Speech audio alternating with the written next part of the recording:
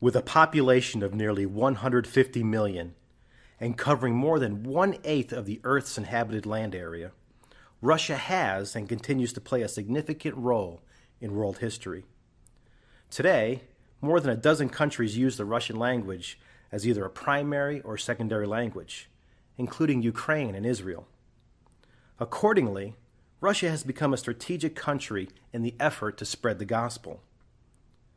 The people of Russia are diverse, and there are well-recognized stereotypes that often form the view of many.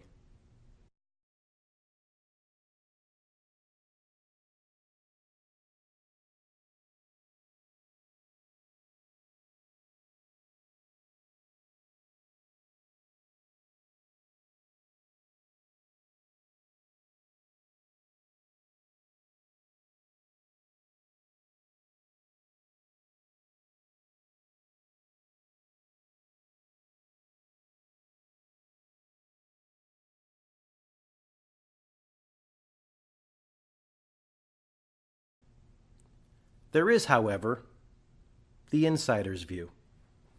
Russians know all too well the realities of their troubled history that have shaped a national identity that unfortunately does not hold the individual in high regard.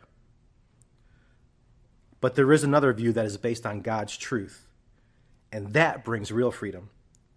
God, through his only begotten Son, Jesus, is the truth that sets people free, and that has the power to transform. The tragedy, though, is that most Russians don't know this truth. Under the Soviet Union, even religious life was controlled by the government, and the communists severely persecuted Christians during their 70-year reign. When the Soviet Union collapsed, most Russians experienced religious and political freedom for the very first time. Tonight you can believe in him Сегодня вечером вы можете поверить в Него and receive his spirit и принять Его Дух, to live on the inside of you. чтобы Он стал жить внутри вас. As you believe Когда вы верите and confess и Jesus исповедуете Иисуса as Lord of your life. But just 2 decades later, those freedoms are being stripped away.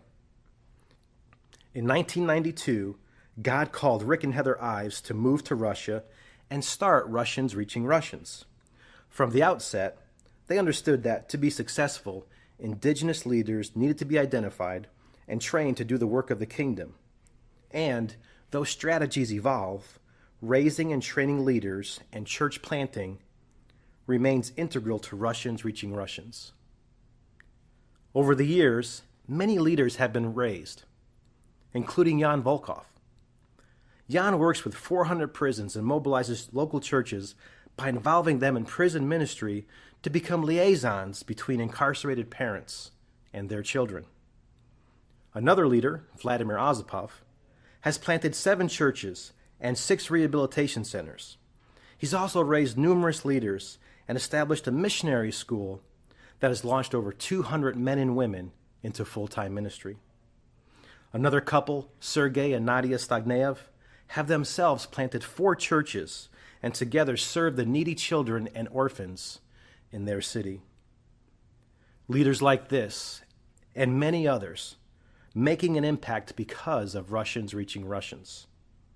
These are the people that are becoming leaders of leaders and spiritual fathers to many. These are the leaders that we equip and support, and God has used fellowship as a catalyst for the spiritual development of Russia. Fellowship, on behalf of the many Russian men and women, boys and girls who have come to faith because of the ministry of Russians Reaching Russians, thank you for your support and commitment. It has made all the difference.